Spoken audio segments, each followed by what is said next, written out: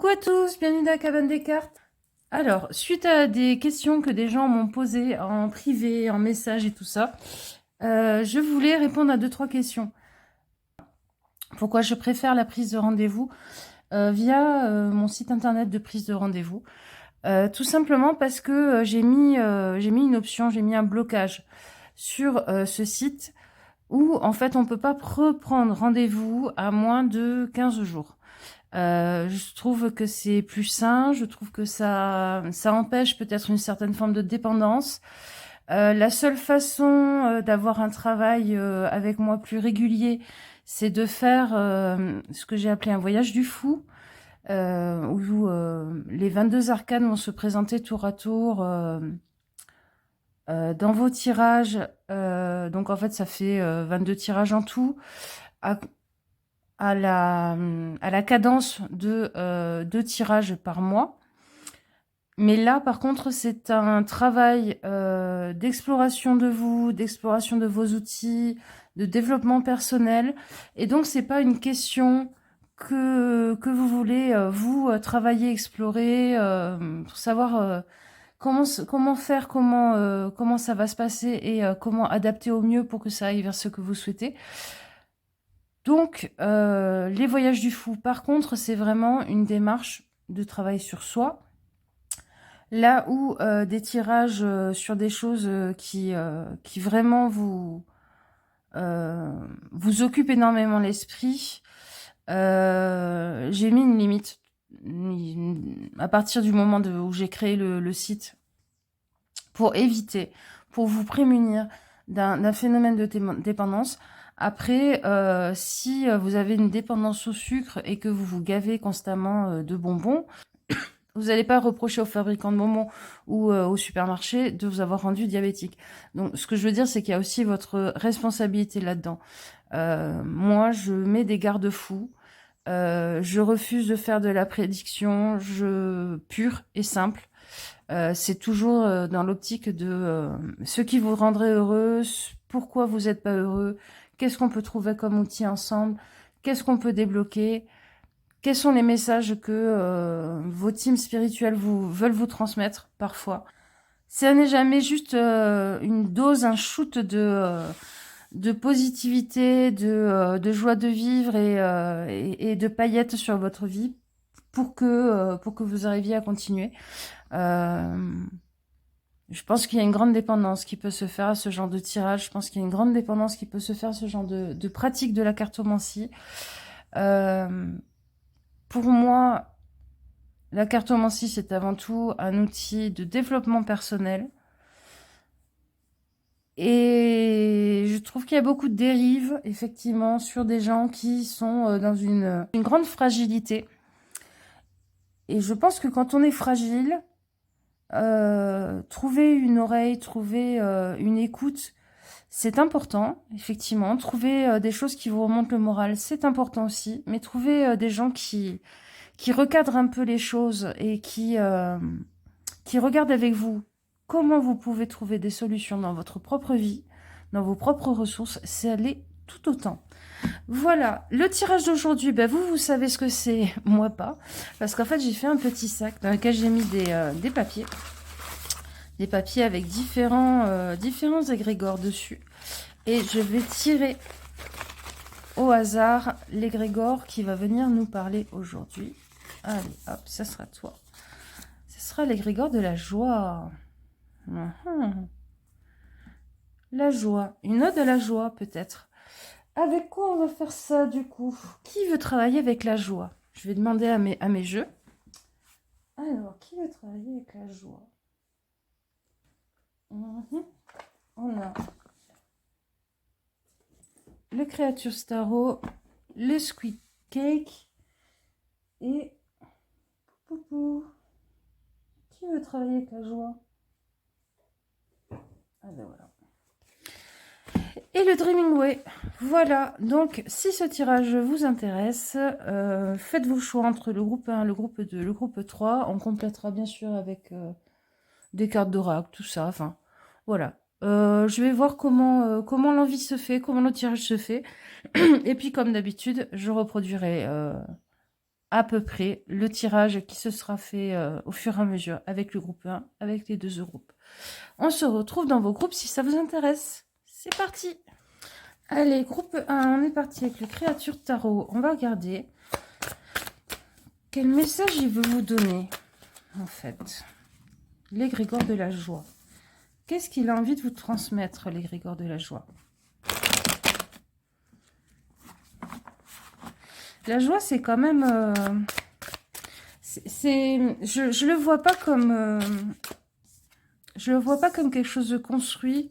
Je le vois pas comme quelque chose forcément qui dure dans le temps. Je le vois comme un instantané. Un moment qu'on arrive à, qui explose dans nos cœurs et qu'on arrive ou pas à recréer. C'est des petites explosions de joie. Pouc, pouc, pouc, pouc, pouc. Et puis à un moment donné, on arrive à comprendre comment certaines choses nous provoquent de la joie, nous provoquent ces petites explosions et on arrive à les recréer. À recréer en tout cas les bonnes conditions pour que ça puisse se passer. Alors, qu'est-ce que ça nous dit? La STP, le jugement. Ça nous dit que vous avez une bonne intuition. Vous avez une bonne intuition pour savoir ce qui vous met vraiment en joie, ce qui vous correspond vraiment, mais que quelque part vous le cachez peut-être un peu. C'est votre jardin secret et vous y tenez énormément. La joie, pour vous, c'est une chose qui est très intime, que vous partagez avec quasiment aucune personne autour de vous. Et c'est cultiver votre intériorité, en fait. Vous le faites un peu comme une petite abeille qui pollinise ses fleurs à l'intérieur de lui. Et il y a toujours cette très grande intuition de lien avec votre âme, avec ce qu'elle a été dans d'autres dimensions, dans d'autres vies, dans d'autres incarnations, même entre les incarnations. La joie, pour vous, c'est vraiment le lien de reconnexion avec votre part divine, votre âme, avec cette part de vous qui sait que votre vie incarnée n'est qu'un passage, n'est qu'un temps dont on profite, n'est qu'une saison en fait, n'est qu'une saison des multiples façons d'exister de votre âme. On va regarder quel message il veut nous transmettre sur ça. C'est intéressant votre notion de la joie. Ah, vous avez besoin de silence. Dans le silence se construit quoi? Dans le silence, c'est une forme de vigilance. Hop, j'essaie de tout bien cadrer. Hop. Dans le silence, c'est une forme de vigilance. En fait, c'est une... en fait, chez vous, c'est une sorte de méditation. C'est une sorte de point de lieu qui vraiment qui ne vous appartient qu'à vous. Et je pense que c'est en train de nous dire, aménage-toi des temps, réserve-toi des temps pour cet état d'écoute intérieure, cet état d'ouverture intérieure à ce qui va, à un moment donné, émerger, qui est de la joie. La joie, finalement, pour vous, c'est peut-être pas tant quelque chose que vous allez chercher, que vous allez provoquer, c'est quelque chose à laquelle vous vous ouvrez. Vous vous posez et vous vous ouvrez, à ce que la joie rentre dans votre cœur, rentre dans votre vie, et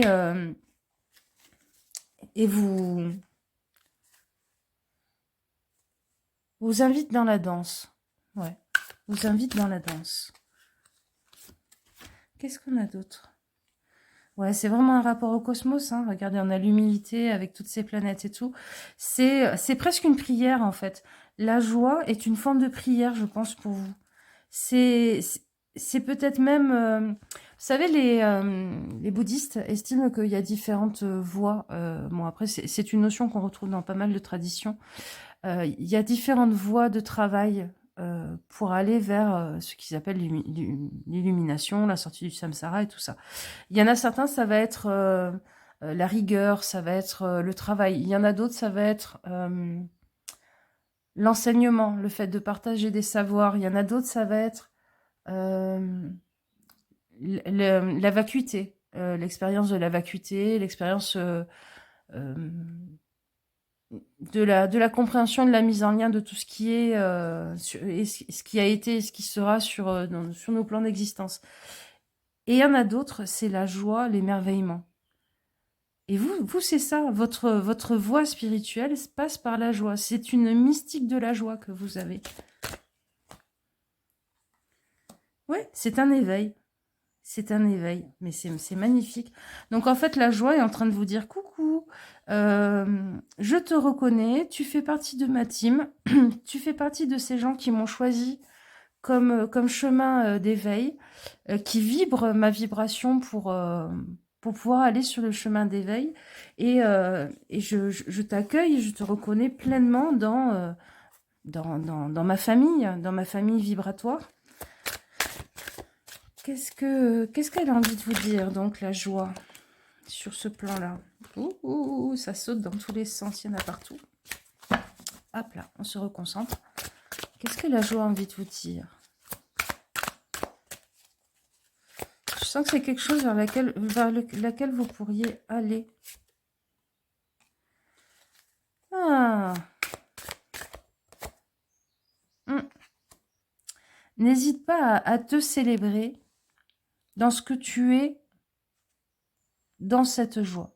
N'hésite pas à matérialiser les choses. N'hésite pas à dépasser la peur du jugement d'autrui dans ce qui, toi, te met en joie. Si c'est votre façon de vous connecter à la joie comme ça, de la cultiver en vous, de vous remettre dans son énergie, c'est de danser. N'hésitez pas à mettre de la musique chez vous et à danser. Ou à danser quand il y a de la musique, je sais pas, vous allez faire le marché et il y a des gens qui sont en train de jouer de la musique. Si vous avez envie de danser, dansez. Ça me parle de land art aussi, de faire des mandalas avec des fleurs, avec des feuilles. De prendre ce temps.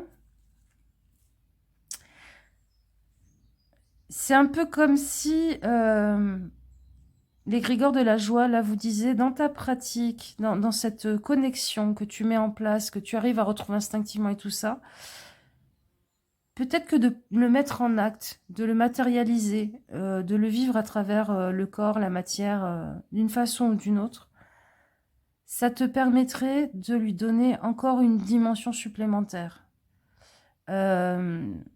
Et de te dire que finalement, tu n'es pas fou ou folle, que vraiment,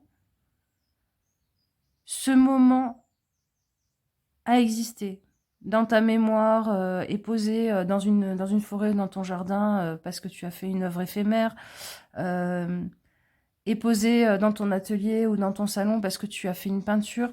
Il y a vraiment quelque chose de cet ordre-là. C'est une façon de vous nourrir aussi, de vous nourrir de joie.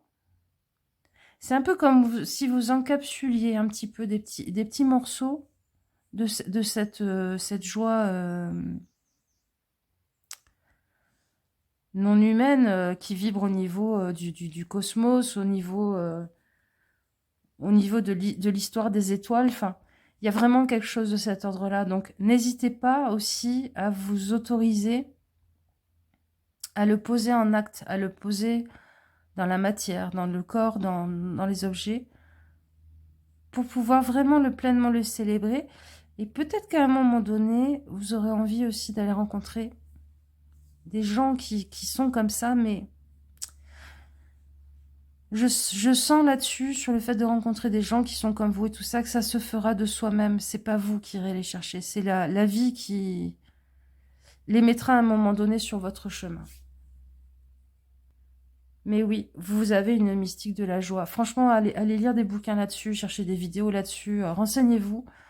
Faites-vous peut-être un petit catalogue intérieur de tout ce qui participe, de tout ce qui provoque cet état, cette mystique de la joie en vous. J'avais envie d'un texte. Je vais voir. Je vais voir ce que ça donne. Hein. Avec message d'esprit. S'il y a un message de l'égrégore de la joie, ça a sauté. Lâche prise, dès que tu ne cherches plus à obtenir un résultat, tu peux libérer toutes les contraintes émotionnelles qui te ramènent dans le passé. Fais confiance à la bonté supérieure et la guidance de l'esprit, car nous avons les meilleures intentions. Et nous ferons tout ce qui est en notre pouvoir pour te protéger. Ok. Donc peut-être que la joie, vous mettre dans un état de joie, c'est vous mettre dans un état vibratoire qui vous protège. Qui vous aide à dépasser les blessures du passé. Bon, ça c'est plutôt évident. Et effectivement, c'est peut-être la bonne vibration, la bonne note de musique pour être pleinement connecté. Alors, connecté avec vos teams spirituels et tout ça. Connecté, ça veut dire que vous y connectez, mais ça veut dire que eux, ils ont la connexion pleine pour pouvoir vous délivrer des messages, pour pouvoir vous aider, pour pouvoir amener des choses dans votre vie. Donc, effectivement... ce lâcher prise, moi je le vois pas comme laisse partir, lâche prise, enfin comme on l'entend souvent. Je le vois vraiment comme, vous savez, quand on fait la planche dans l'eau, laisse-toi porter. Voilà, c'est vraiment ça, laisse-toi porter, afin que monte en toi la joie et que devienne ce qui part de ton cœur, ce qui irrigue tout ton corps, mais aussi l'eau qui est en train de te porter. Je sais pas comment arriver à vous retransmettre ça mieux, mais... voilà, c'est vraiment ce que je canalise avec ce message. Un dernier truc qu'ils me disent, ce lâcher prise, il est en train de me dire, la peur est l'ennemi de la joie. Voilà, chaque fois que vous avez peur, vous êtes en train de vous couper un peu de cette énergie de la joie. Alors, la peur, elle a son utilité, hein, elle est là pour vous dire, attention, il y a quelque chose qui m'inquiète, mais par contre, ne restez pas dedans. Dites, ok, j'ai noté la chose qui t'inquiète, hop, on revient dans cet état où vous cultivez la joie. La vraie joie, hein, pas la joie où vous vous mentez à vous-même, où vous rigolez alors que vous êtes triste et tout. Non, non, la vraie joie. Bon, ben pour ce coup-ci, je vous fais des bisous. Voilà ce que l'égrégore de la joie avait à vous dire. Et c'est très très beau. Je suis très contente pour vous. Et je vous fais des gros gros bisous. Et je vous dis à une prochaine fois. Ciao, ciao. Coupe 2 avec le petit mais si mignon Squeak Cake. Alors, qu'est-ce que l'égrégore de la joie a envie de vous dire, a envie de vous transmettre comme message?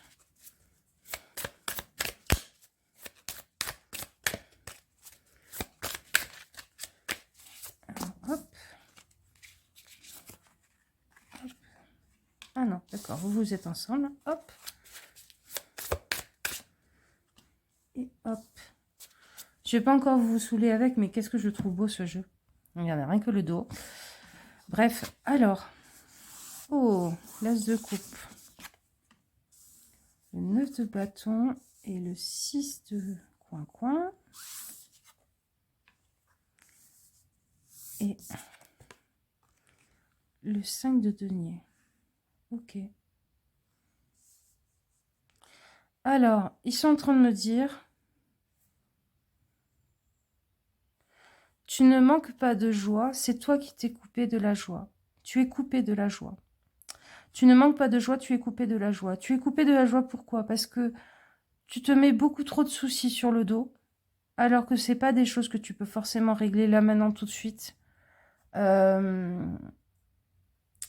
c'est une façon que tu as apprise, quelque part, que tu as acquise de rester tout le temps mobile, tout le temps en train de faire quelque chose, de te soucier de quelque chose, que ça soit de tes soucis ou que ça soit de ce que tu donnes aux autres.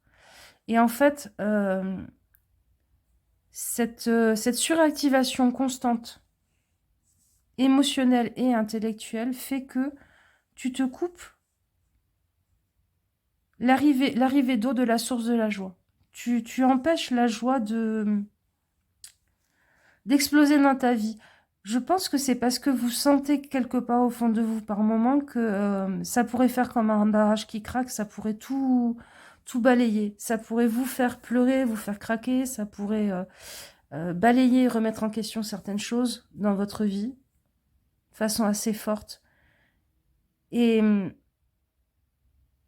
donc, vous restez tout le temps dans ce souci constant du bien-être des autres, de si on trouve que vous êtes une chouette personne, de toutes les choses de si la maison tourne bien, de si machin. Et même quand la chose se résout, vous allez aller, hop, sauter sur autre chose qui vous occupe l'esprit et la tête.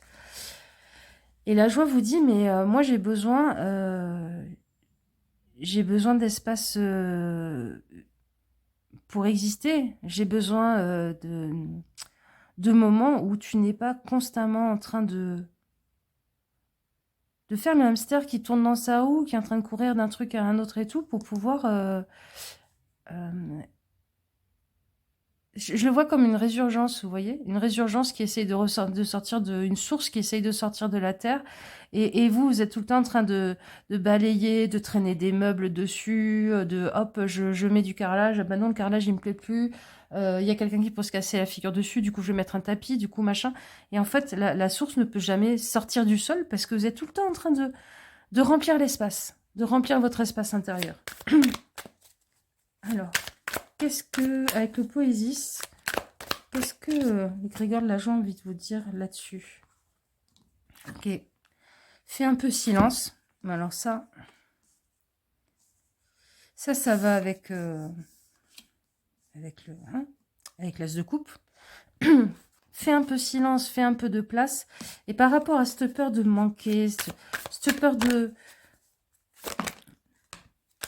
pas faire, cette peur de... Oh. Il y a une colère qui doit exploser. Il y a vraiment, ouais, il y a vraiment ce côté, la source, la résurgence a besoin d'exploser à un moment, a besoin de sortir. Et ce côté, je suis tout le temps en train d'œuvrer. Ah oui, je comprends ce que c'est en train de me dire. Ok. Le fait que la joie puisse apparaître, survenir dans votre vie, sans que vous n'ayez rien fait pour, sans que vous n'ayez fait aucun effort, c'est violent parce que, pour vous, parce que ça rentre en conflit avec le fait que il y a des choses sur lesquelles vous œuvrez de toutes vos forces et pourtant la joie, le bonheur, l'harmonie n'arrivent pas, ne se mettent pas en place. Et en fait, il y a une très très grande colère. Il y a une très grande colère par rapport à... Mais pourquoi là, au niveau de la joie, ça se passerait de manière aussi simple, aussi naturelle, aussi gratuite, sans que j'ai besoin d'être parfait, parfaite, de répondre à certaines attentes, d'essayer d'être le mieux possible, la meilleure version possible de moi-même, alors qu'il y a des choses sur lesquelles je suis tout le temps en train d'essayer de creuser, de travailler, de machin, de trucs, et ça ne donne rien, malgré tous les efforts que je fais. Donc la joie est en train de vous dire, je comprends pourquoi tu te fermes à moi par moment, pourquoi tu ne veux pas de la gratuité, de la simplicité, de ma survenue dans ta vie, parce que ça mettrait du gros sel sur des blessures, mais je peux t'accompagner.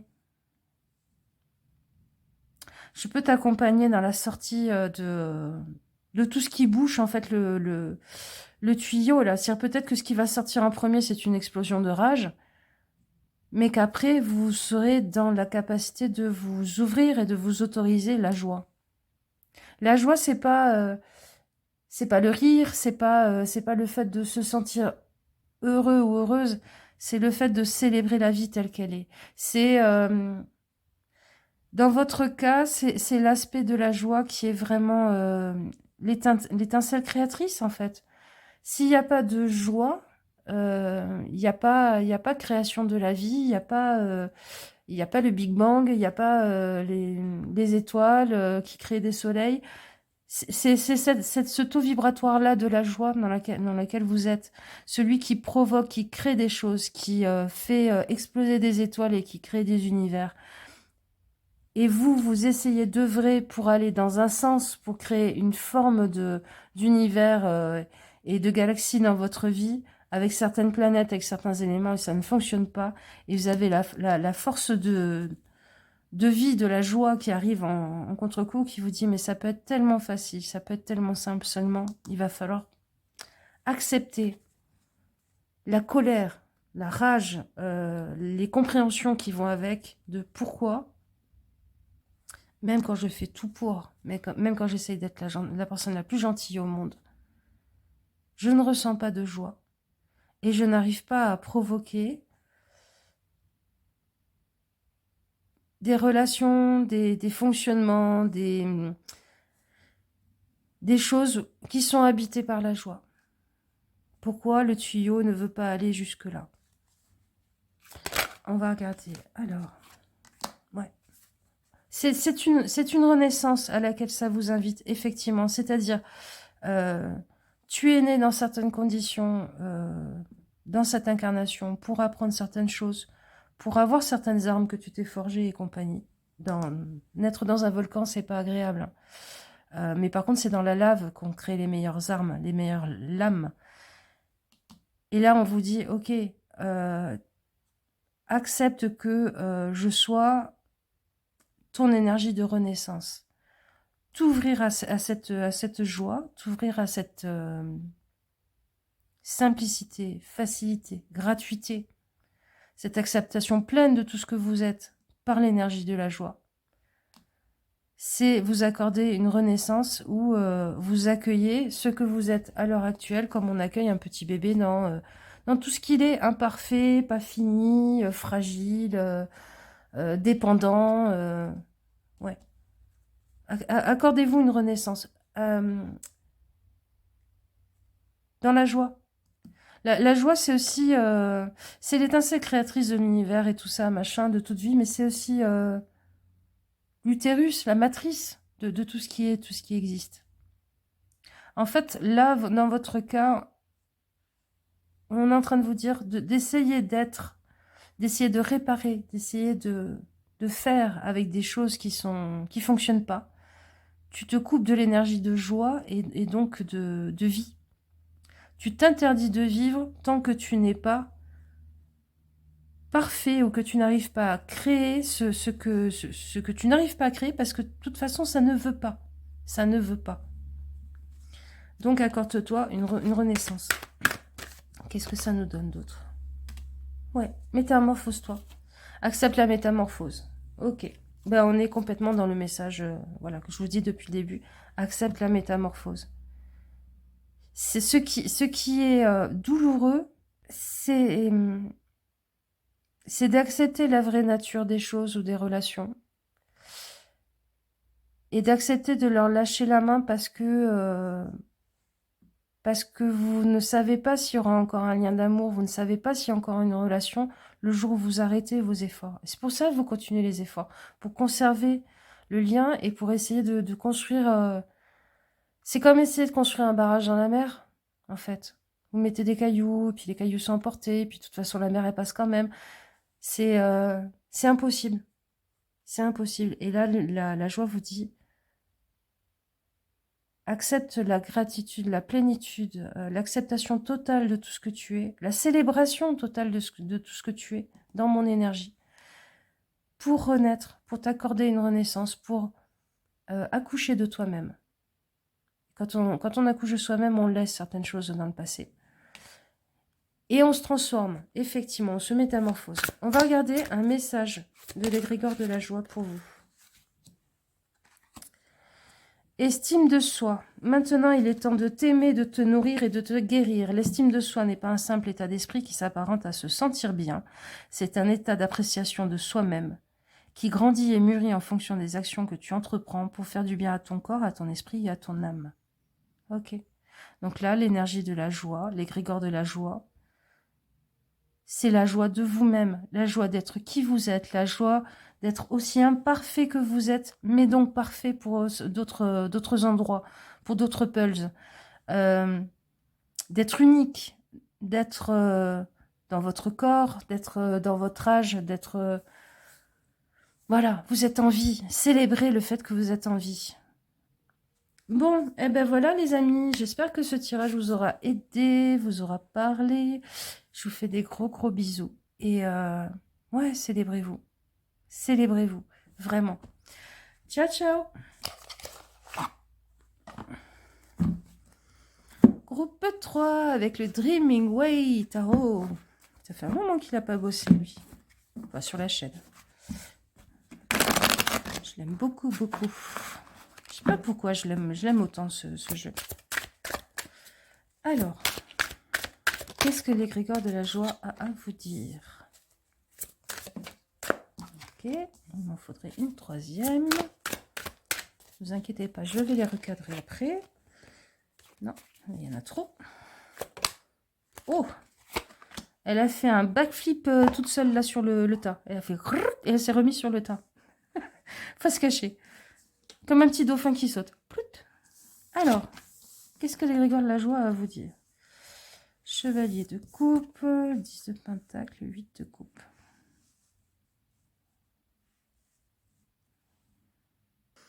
Il y a une question de la joie en héritage dans votre famille. Soit un manque de cette joie en héritage, soit un héritage qui n'est plus cultivé là où vous êtes, ou dans la forme où vous êtes. J'ai l'impression que c'est un message à un défunt dans votre groupe. Que c'est moi je sens un grand-père.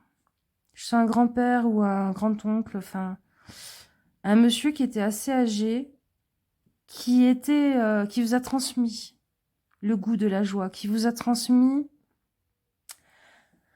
Ah, je vais essayer de mettre en mots ce que je ressens.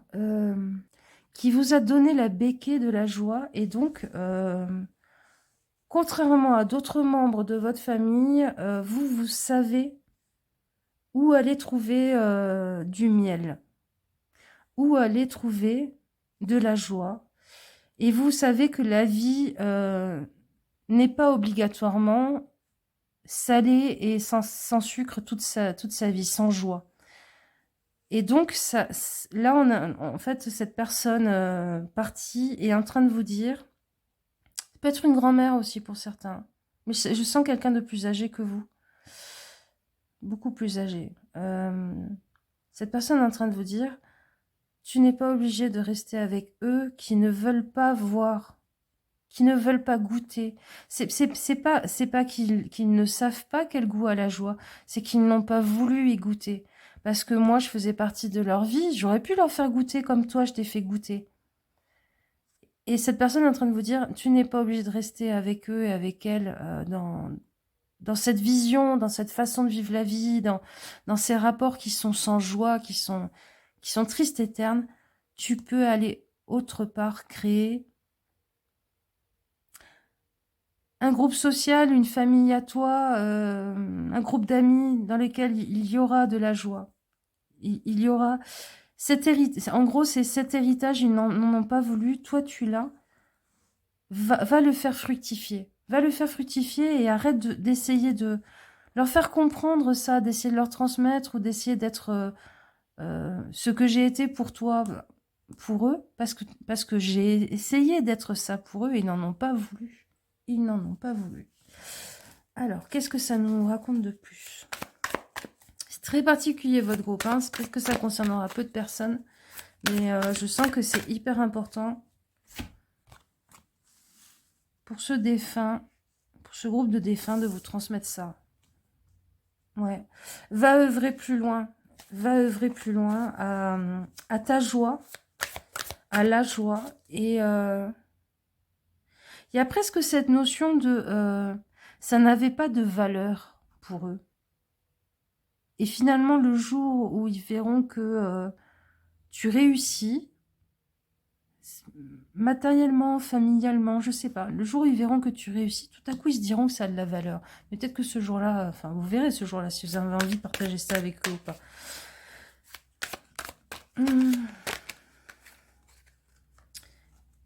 Qu'est-ce que ça nous raconte d'autre? Ouais. Oui, ça a été une blessure, le fait que cette personne parte. Ça vous a beaucoup blessé. Il y a un manque d'écoute avec votre famille, avec vos proches, tout ça.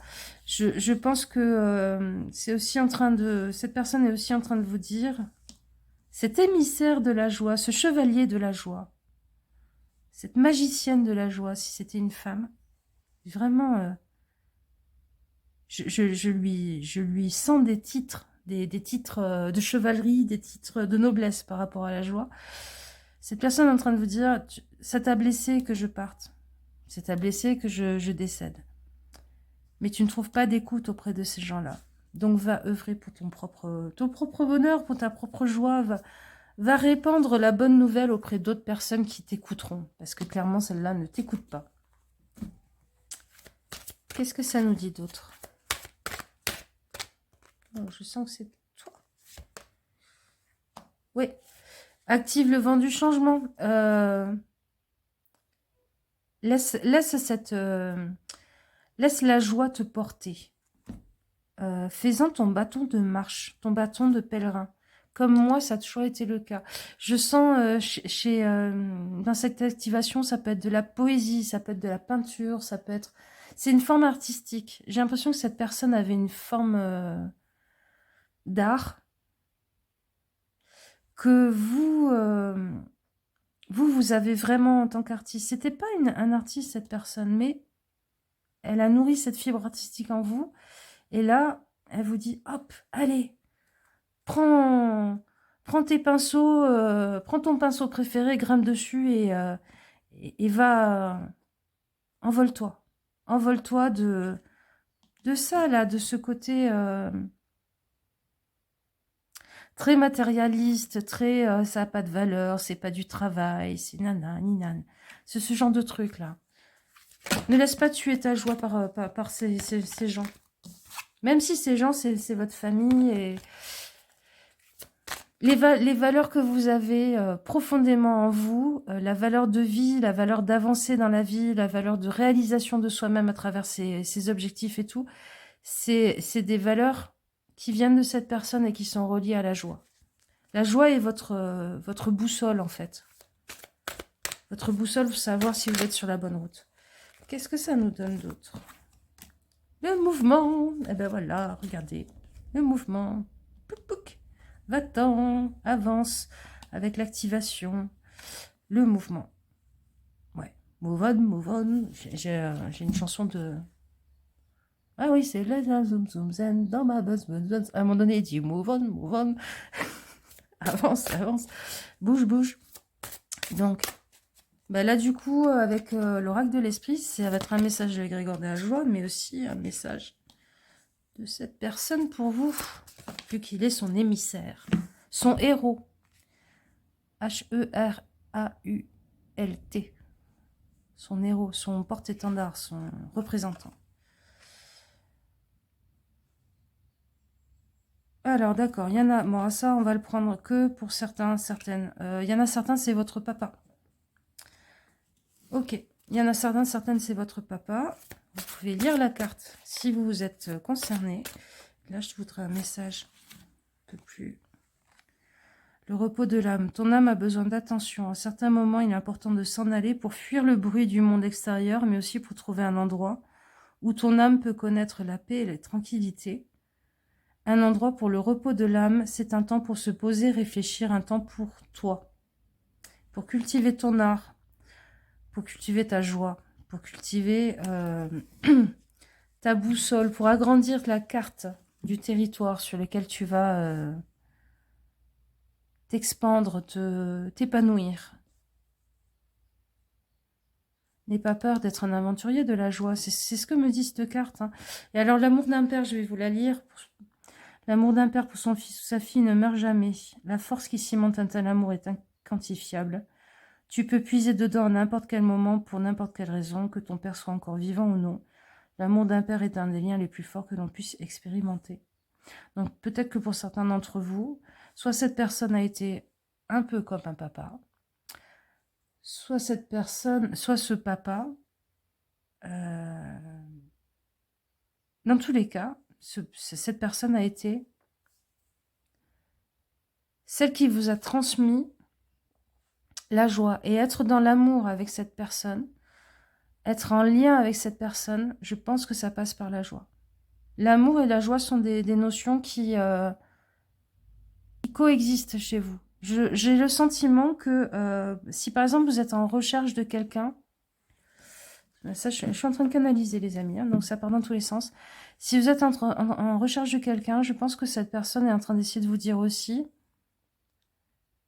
si tu as l'impression que tu es en train de vivre une histoire d'amour, mais que tu ne ressens aucune joie, va-t'en, parce que c'est pas vraiment de l'amour.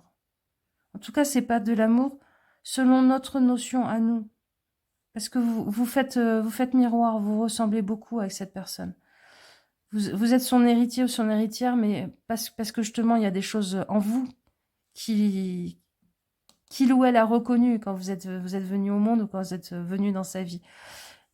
Et elle est en train de vous dire, bouge, active-toi, là où tu n'es pas écouté, là où ta joie n'est pas respectée, là où on n'a pas envie de te laisser rire, danser, exprimer ta joie, là où on ne nourrit pas ta joie. Ça n'est pas ta place, ce n'est pas là où tu es aimé, ça n'est pas là où tu peux aimer comme tu as envie d'aimer, et ça n'est pas un endroit non plus où tu peux cultiver cet amour de la vie qui est tellement important, et qui ressortait certainement dans des poésies, des jeux de mots, une forme d'humour, peut-être des peintures, peut-être une façon d'arranger sa maison, mais... Donc, chez vous, il y a trois choses. C'est les trois pointes du...